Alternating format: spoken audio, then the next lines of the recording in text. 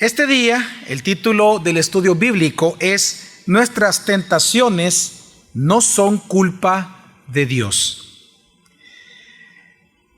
Cuando nosotros comenzamos a hablar acerca de la carta a Santiago, dijimos de que es una carta muy importante porque fue la primera epístola que nosotros encontramos escrita en el Nuevo Testamento.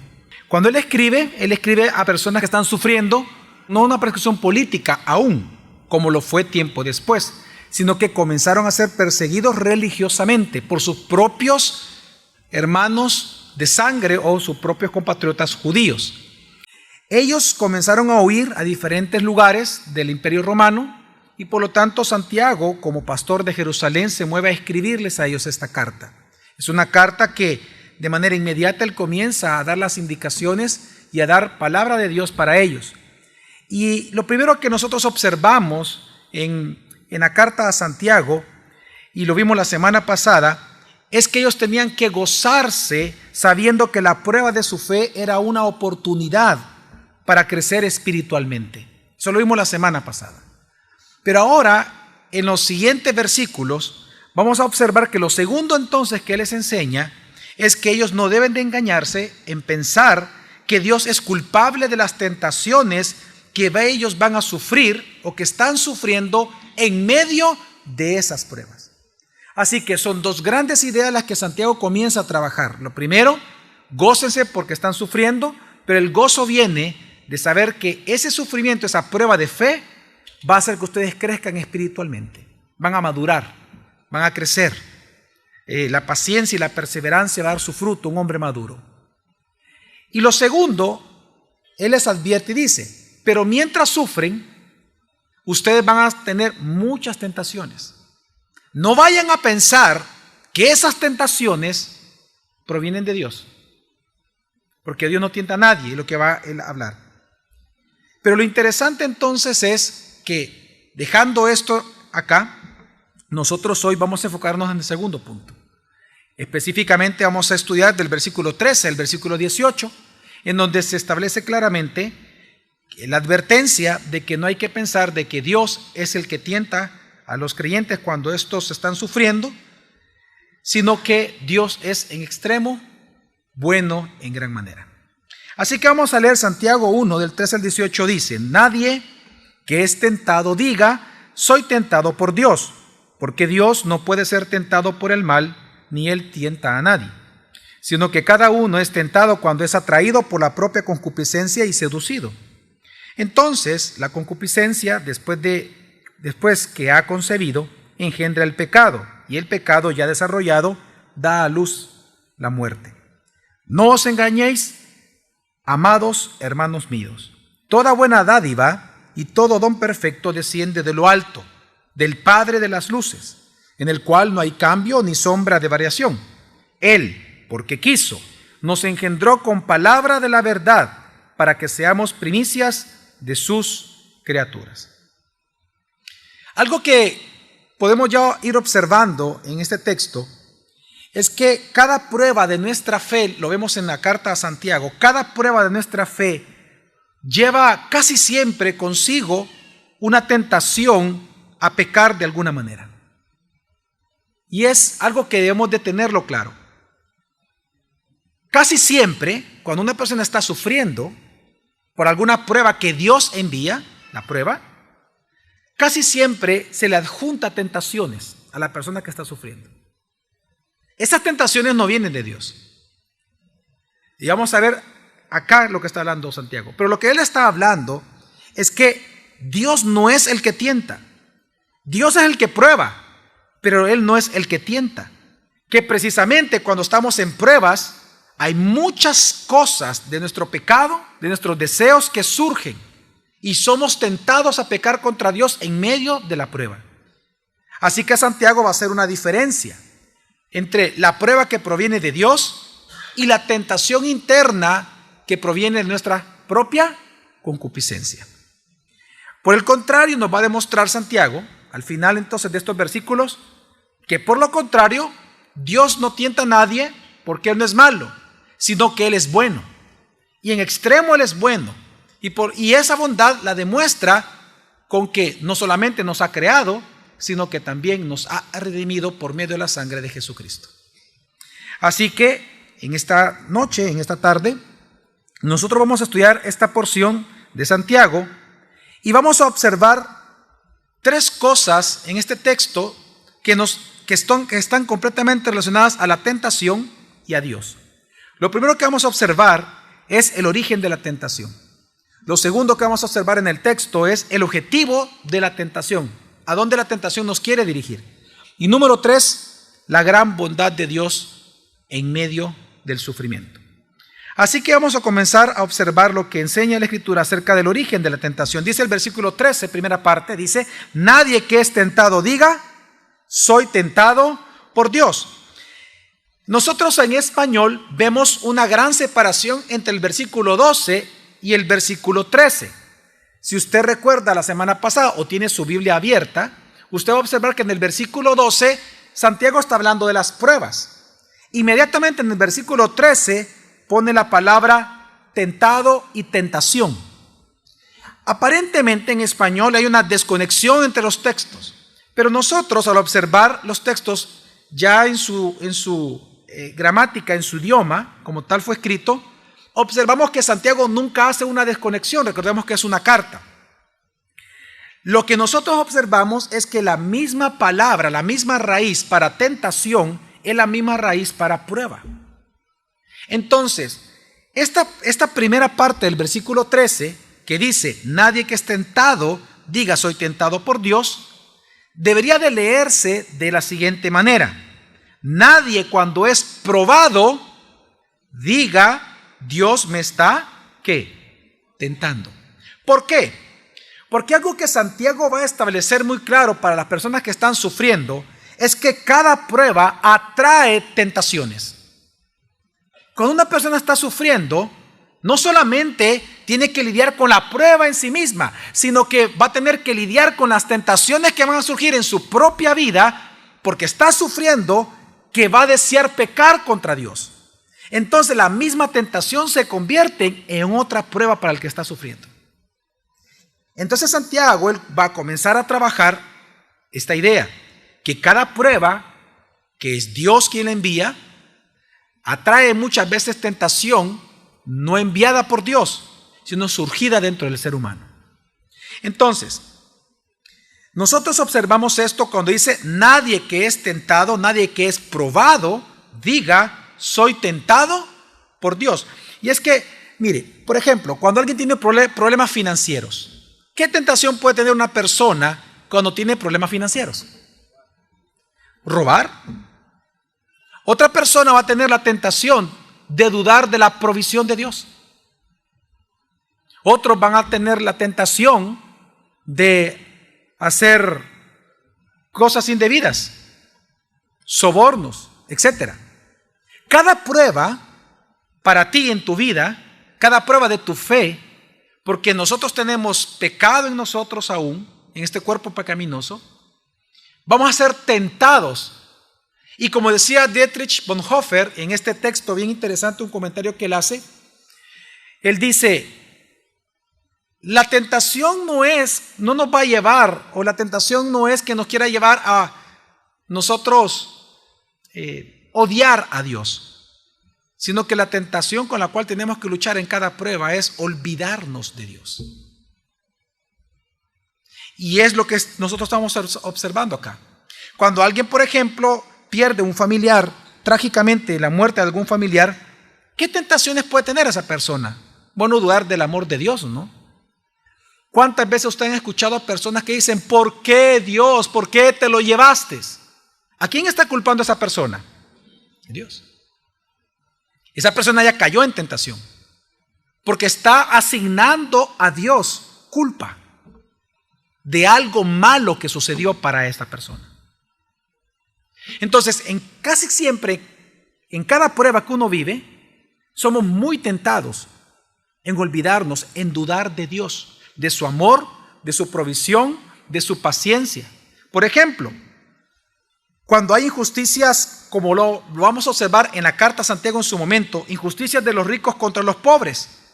La tentación de las personas que aparecen, a los oyentes originales de Santiago, era dudar de la justicia de Dios. Es como aquellos que están sufriendo en un país con muchos problemas como el nuestro. Ellos van a ser tentados en dudar de que Dios es justo.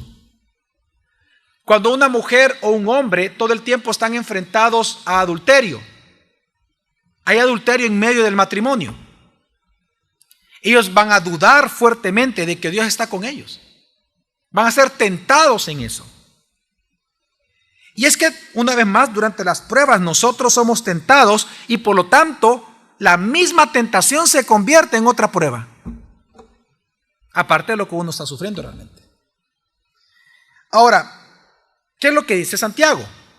Nadie que es tentado diga, ¿soy qué? Tentado por Dios. Ahora, ¿por qué él dice esto? Bueno, ¿por qué no podemos nosotros ni siquiera pensar ni considerar que somos tentados por Dios?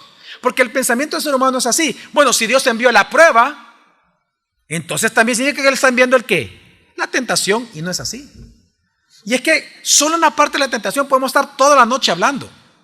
Porque el ser humano difiere la culpa todo el tiempo. Por ejemplo, la persona que fue violada va a decir, o que fue abusada, va a decir, el hombre me obligó. Y cuando usted habla con el hombre, va a decir, la mujer se me ofreció. Entonces, tenemos que entender que durante las pruebas vamos a ser tentados en muchas cosas, pero nadie puede decir que esa tentación proviene de Dios. ¿Por qué? Y viene la verdad que Santiago establece y recuerda a todos. Versículo 13, parte B. Porque Dios no puede ser tentado por el mal, ni Él tienta a nadie. Hermanos, esto se entiende así. La tentación en sí misma es el impulso a pecar. La tentación es el impulso que tenemos nosotros en pecar. Por tanto, Dios es intentable. Es importante entenderlo. Dios no puede ser tentado. Una vez más, ¿por qué no puede ser tentado Dios? Porque la tentación en sí misma es el impulso a ¿qué? Y Dios no tiene impulsos a ¿qué? Por lo tanto, no puede ser tentado Dios. Ni por Él ni por nadie. Él es intentable. Nadie lo puede tentar. No puede ser tentado. Por eso que en la construcción gramatical de esta frase, lo que está hablando cuando dice que Dios no puede ser tentado por el mal, lo que está hablando en el idioma es específicamente que Dios no ha sido tocado por el mal. Por lo tanto, decir que Dios es tentable, decir que Dios puede ser tentado, significa que tendríamos que aceptar o tendríamos que pensar o creer de que Él tiene el impulso de pecar en sí mismo, lo cual sería una herejía decirlo. Entonces, así como Dios no es susceptible por el deseo del mal, por lo tanto, no podemos creer que Él desea que el hombre peque, porque Él mismo no tiene ese deseo. No sé si me voy a entender, hermano. Moralmente, Dios está impedido a desear que alguien peque, porque eso lo convertiría a Él en el tentador. ¿Y quién es el tentador?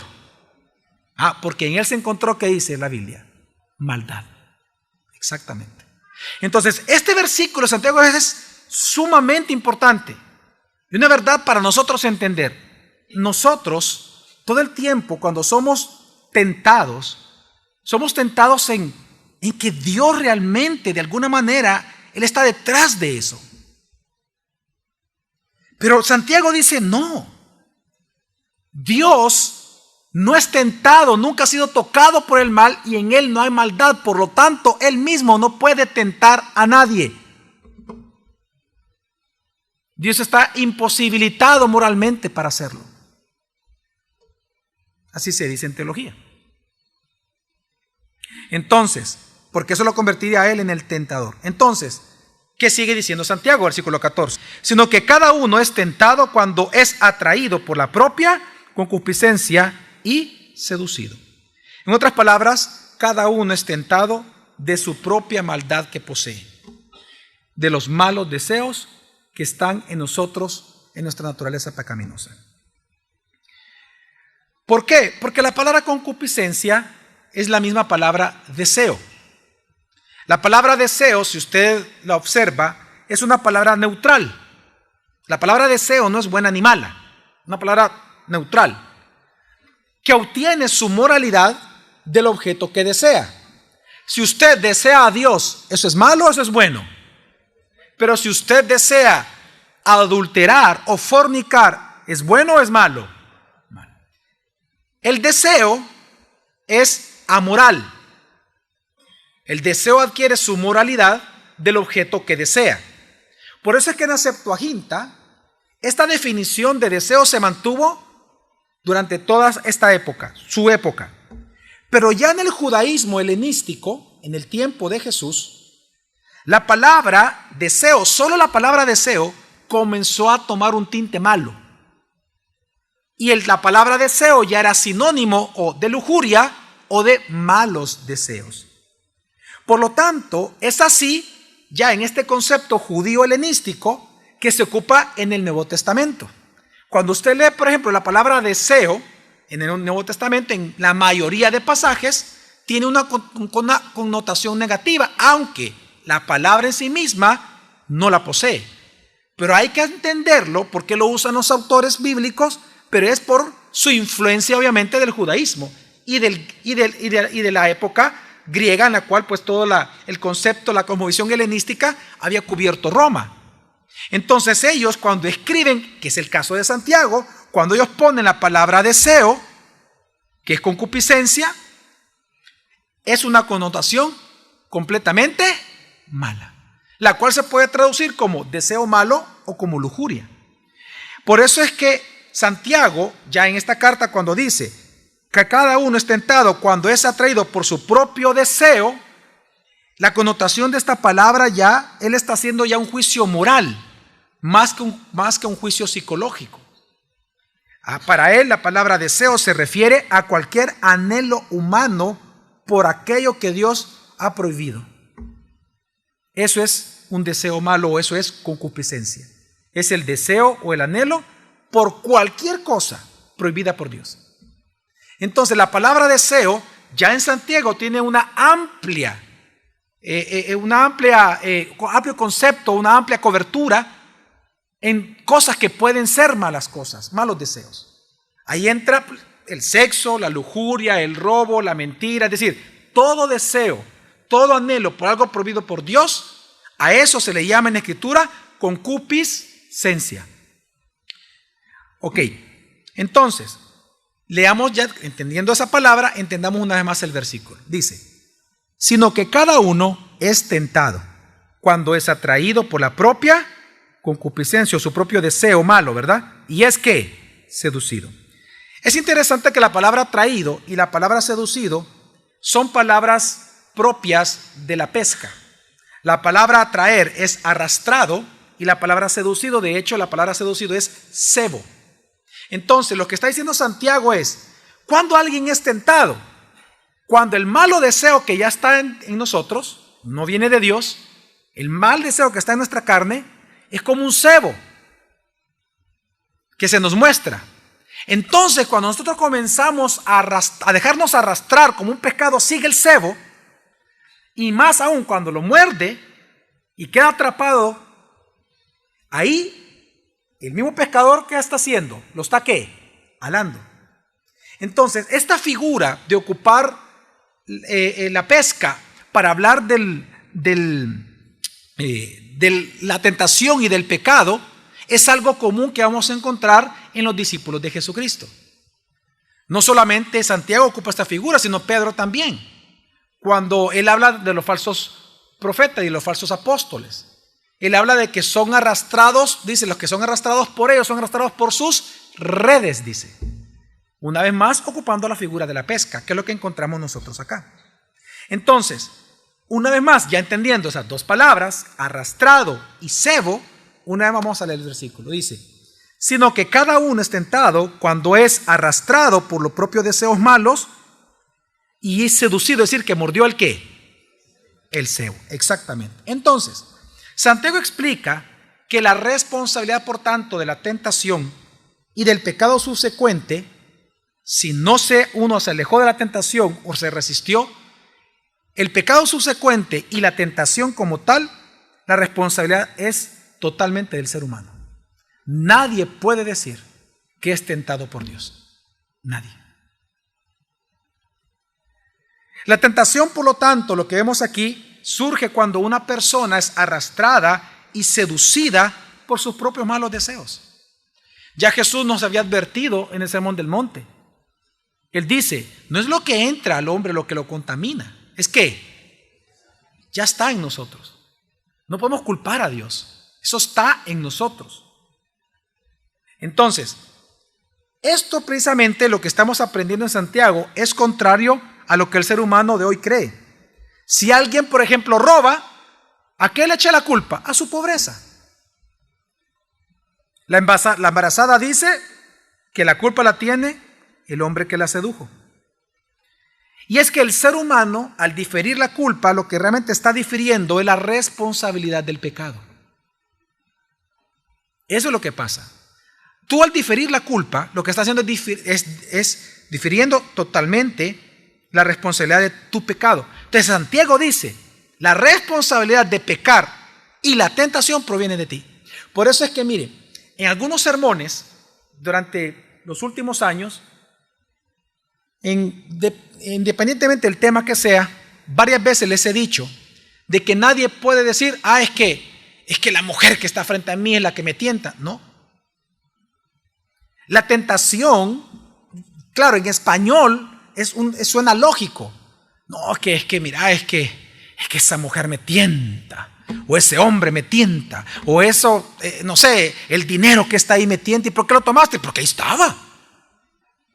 Como que si la responsabilidad la tiene el ¿qué? El objeto o la persona, exactamente. Pero Santiago dice no. Claro, Santiago lo que está diciendo es, no, eso está en ti. Tú ni siquiera puedes decirle a la persona, tú eres el problema. No, en mi propia concupiscencia. En mí está el mal deseo. Por eso Jesús dijo que es del corazón que surgen el ¿qué? Malos pensamientos, malos deseos, adulterios. No, es que esa mujer se me estaba metiendo, pastor. Usted no sabe que terrible esa mujer, ¿verdad? No, hermano, terrible tu pecado, terrible tu concupiscencia. Tú pecaste porque tú querías pecar. Tú adulteraste porque tú soñabas y anhelabas adulterar. Tú fornicaste y fornicas con tu novia, con tu novio, porque tú deseas fornicar.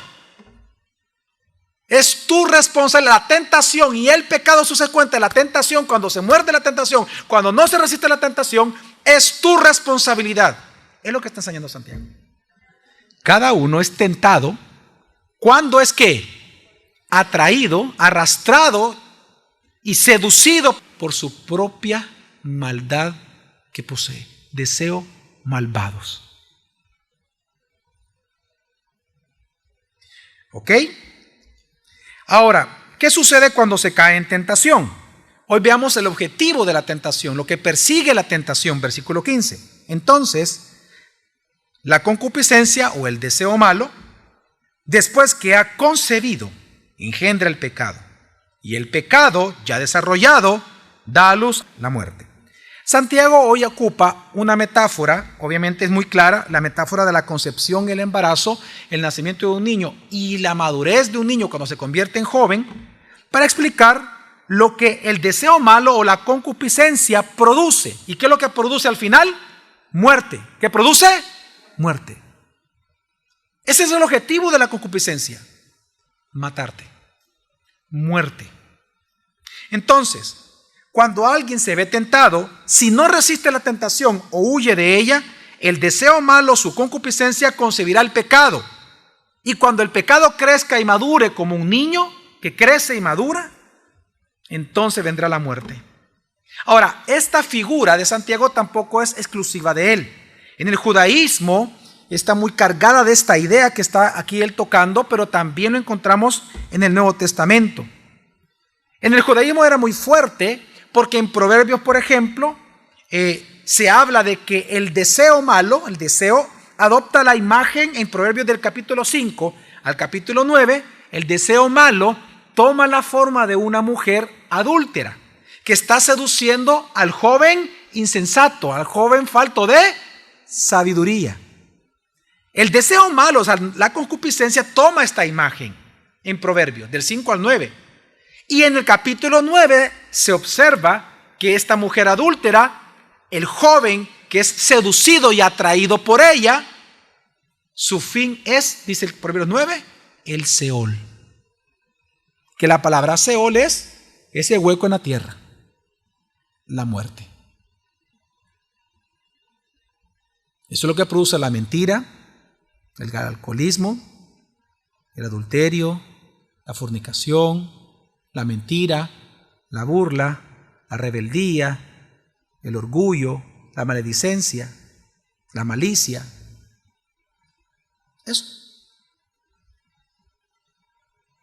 Así de fuerte la concupiscencia. Así que el objetivo de la tentación es la muerte. El objetivo de la tentación es eso, la muerte. Es lo que está enseñando Santiago en este versículo. De quien cae en ella. Ahora, algo que también observamos en el texto es que la tentación en sí misma no es pecado, hermanos, ni pecaminosa, en sí misma la tentación. Solo cuando el deseo o la concupiscencia concibe el pecado, es que obviamente ahí es donde surge. La tentación en sí misma, esto es importante hablarlo, la tentación en sí misma no es pecado, porque hay personas, hay cristianos, que en la medida que van caminando en Cristo, se frustran, porque ellos piensan por alguna razón, sea religión, porque así fueron formados, no sé, mala doctrina, mala teología, no sé, ellos piensan que entre más madurez tendría que haber menos tentaciones, y eso no es así. El hecho que tú seas cristiano, el hecho que tú seas un cristiano maduro, el hecho que tú tengas comunión con Cristo, no significa que no vas a ser tentado. Pero el hecho de que tú seas un cristiano maduro, que tengas comunión con Cristo, va a evitar que caigas seguido en esas tentaciones. Eso sí.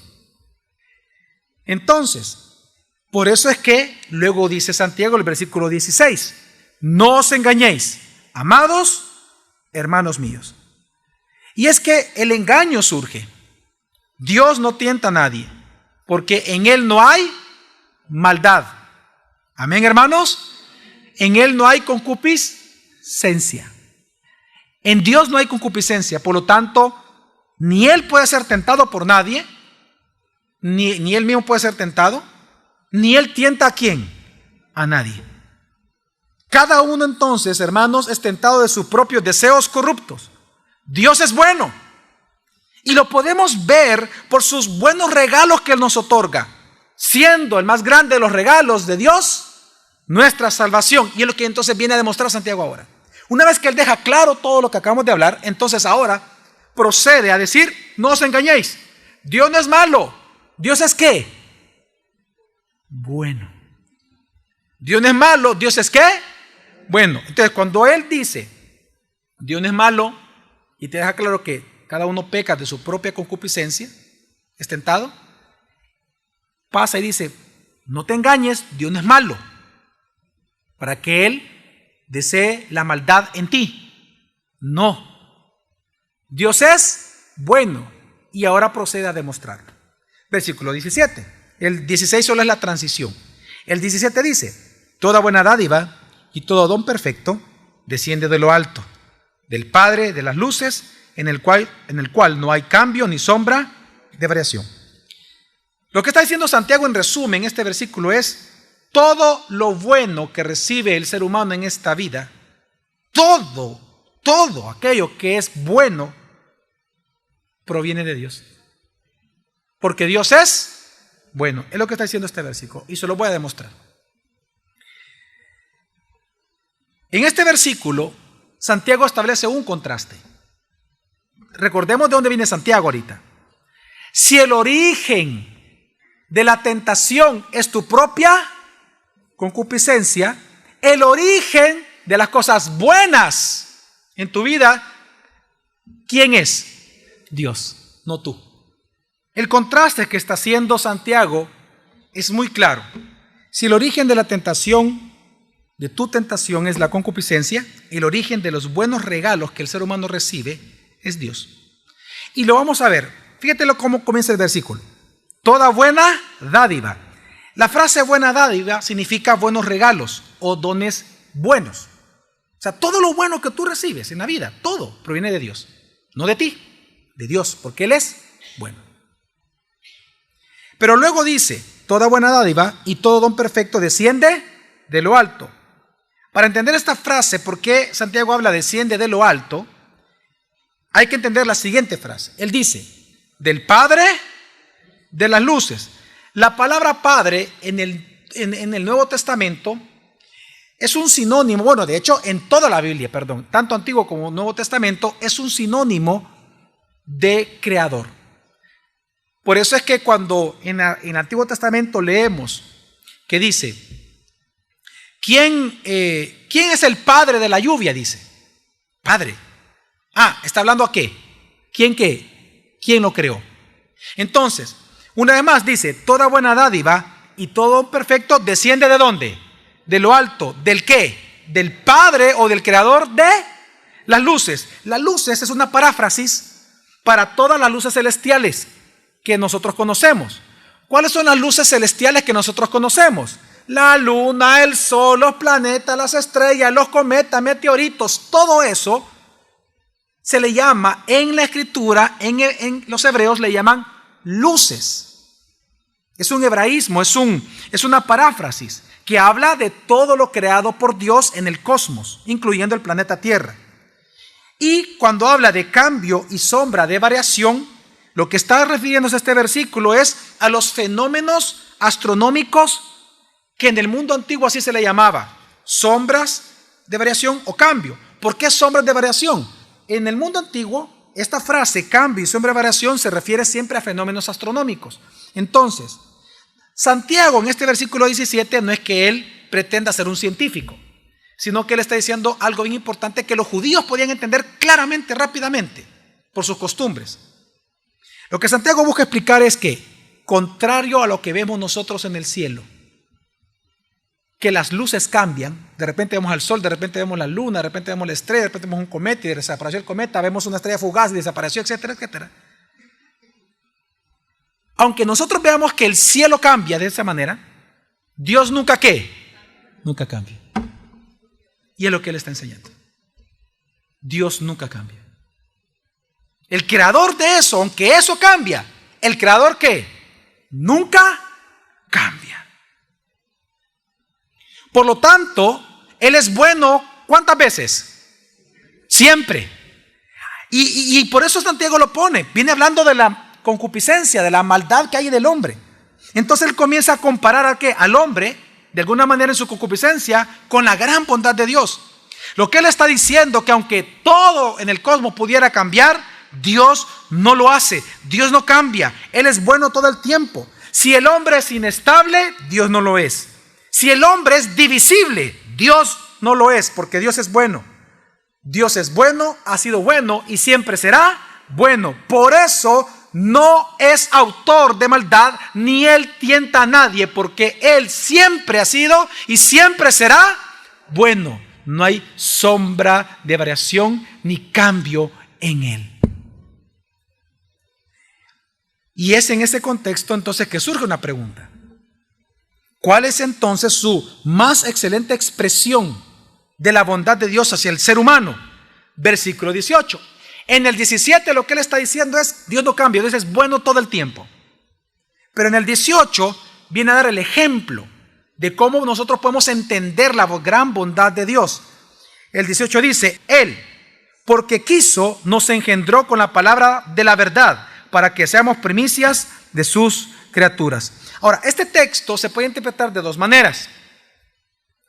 La primera manera que se puede interpretar es que Dios como Padre, como creador del cosmos, nos creó a la humanidad por medio de su palabra, haciendo un eco a Génesis, ¿verdad? Este versículo perfectamente se puede interpretar así, porque Él nos engendró con la palabra. Que Génesis dice que lo creó con la palabra, Él dijo y las cosas fueron hechas. Ok, aquí está hablando entonces, y como habla del Padre de las luces, está hablando entonces de que Él es el creador del cosmos y por lo tanto Él creó la humanidad con su palabra. Históricamente hay personas que así lo han interpretado el texto, pero cuando tú ves el contexto y comienzas a ver otras cosas como la gramática, construcciones, hebraísmos, etcétera, te das cuenta que esa no es la interpretación de ese texto, sino que lo que Él está diciendo es que Dios como Padre nos salvó y nos redime por medio de la palabra de verdad que es el Evangelio de Jesucristo. ¿Cómo sabemos que Él está hablando de la redención acá? Bueno, lo vamos a demostrar. Cuando Santiago ocupa la frase Padre de las luces, no tenemos que olvidar a quiénes se lo está diciendo. No se lo está diciendo a gentiles, se lo está diciendo ¿a qué? A judíos convertidos al cristianismo. Ellos todas las mañanas, desde pequeños, fueron acostumbrados a orar a Dios de la misma forma, la misma oración. Y ellos dicen varias veces, porque yo he leído esa oración, varias veces dice el Padre de las luces, el creador de las estrellas, el creador del sol, el que me creó a mí. Pero esa misma oración relaciona al Padre de las luces con el Dios redentor que los redimió de Egipto. Entonces, cuando Santiago ocupa esta frase, es difícil pensar que él no se estaba refiriendo a Dios como redentor. Muy difícil. Porque es lo que nosotros vemos en los salmos. Cuando nosotros vemos en los salmos, usted recordará que ahí habla mucho de la creación, de Dios como creador, pero siempre lo hablan como un Dios libertador. El mismo Dios que los creó es el mismo Dios que los libertó. Y esa es la idea en todo el judaísmo. Entonces, esa es una prueba de que este versículo está hablando de redención. ¿Pero es la única? No. Esa es, digamos, la menor de las pruebas. Hay otra más. Es interesante que la palabra engendrar, cuando dice Él, porque quiso, nos engendró con la palabra de la verdad. La palabra engendrar, ya vimos que la usó en el versículo 15. Usted revisa, ella la usó en el versículo 15.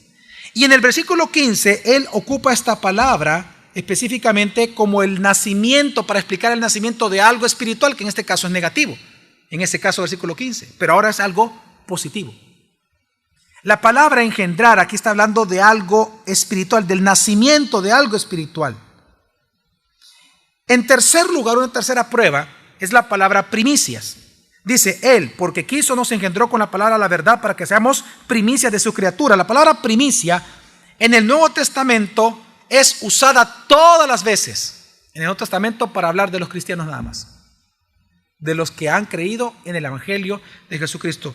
Un ejemplo nada más para darle está en 2 Tesalonicenses 2:13, cuando dice, pues Dios os escogió como primicias, ¿para qué? Para salvación, en santificación de espíritu y fe verdadera. Por lo tanto, este versículo 18, cuando habla, porque quiso, nos engendró con palabra de la verdad para que seamos primicias de sus criaturas, no está hablando de nuestra creación per se, sino que está hablando del nuevo nacimiento, que a través de escuchar la palabra, la verdad, que es el Evangelio, nosotros fuimos rescatados de nuestra vana manera de vivir y fuimos nosotros perdonados por la sangre del Cordero. Ahora, hay una prueba que es la más importante de todas, que nos ayuda a entender este versículo 18 de esa manera. Y es la frase palabra de verdad. Dice, Él, porque quiso, nos engendró con la palabra de la verdad. Aquí la frase palabra de verdad o solo el vocablo palabra, aquí es usado específicamente como el instrumento a través del cual Dios da vida a las personas muertas espiritualmente. Las otras 4 veces que aparece esta frase palabra de verdad en el Nuevo Testamento, las 4 veces se refiere exclusivamente al Evangelio de Jesucristo. Entonces, por lo tanto, nosotros sabemos que esta palabra de verdad está hablando de un nuevo nacimiento. Está hablando de la conversión de las personas como muestra de la gran bondad de Dios. Ahora, ¿qué hace esta palabra de verdad? Santiago 1:21, la otra semana lo vamos a ver, dice, por lo cual, desechando toda inmundicia y todo resto de malicia, recibid con humildad la palabra implantada, que es poderosa para... Entonces, El versículo 18, cuando dice Él, porque quiso, nos engendró con la palabra de la verdad para que seamos primicias de sus criaturas, está diciendo que aquel Padre de las luces, aquel creador del cosmos, que no hay sombra de variación en Él, es tan bueno contigo. Porque recuerde que, ¿cuál es el argumento? Él no tienta a quién. Porque Él no es que malo, sino que Él es bueno. Entonces lo que Él está diciendo es, y la expresión máxima de su bondad es que por la palabra de la verdad, por el Evangelio de Jesucristo, has recibido el regalo sin merecerlo de la vida eterna. Dime si no es bueno Dios. Entonces no puedes decir que Dios tienta a alguien. Ese es todo el argumento de Santiago en este pasaje.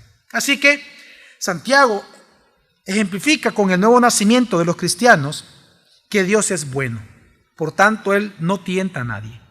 Él es Dios de gracia, hermanos, que gratuitamente ha dado salvación por medio del Evangelio de Jesucristo, como primicias de un plan redentor que cubrirá eventualmente toda la creación. Así, Santiago, en este texto, del 13 al 18, él hace un contraste, hermanos, entre lo que el deseo malvado produce en el ser humano cuando concibe el pecado, que es la muerte, y lo que el Dios bueno produce por gracia, que es vida eterna. Por lo tanto, lo que nos enseña Santiago en estos versículos es que Dios no busca tentar para matar, sino que Él regala vida eterna para salvar. Dios es en extremo bueno y en gran manera. Así que la conclusión es, el origen de nuestra tentación es nuestra propia concupiscencia, la maldad, el deseo malo que hay en nosotros. Número 2, que el objetivo de la tentación es la muerte, tu muerte. Y número 3, no es así Dios quien es bueno, el cual ha mostrado su bondad regalándote la vida eterna, el nuevo nacimiento, la salvación por medio de creer, de implantar en ti la palabra de verdad, el Evangelio de Jesucristo. Para concluir, solo quiero mencionar 3 implicaciones de lo que hemos aprendido esta noche hoy. En primer lugar, si tú te das cuenta, hermano y hermana, y amigo o amiga que nos visitas, es imposible caminar con Dios si cuando tú sufres, tú cuestionas la bondad de Él. Es imposible caminar con Dios si tú dudas de la bondad de Dios. Santiago lo deja muy claro aquí, en toda su carta. Cuando tú estás sufriendo, no te engañes.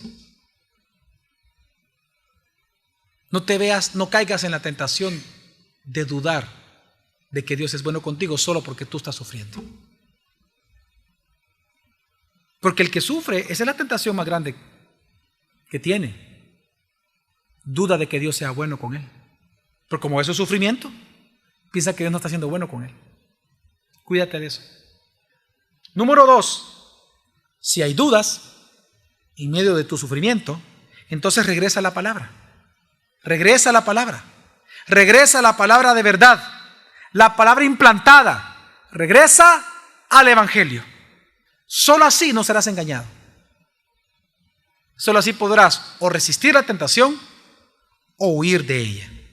Y número 3, observemos, hermanos, que todo bien que el hombre recibe en esta vida, ¿de quién proviene?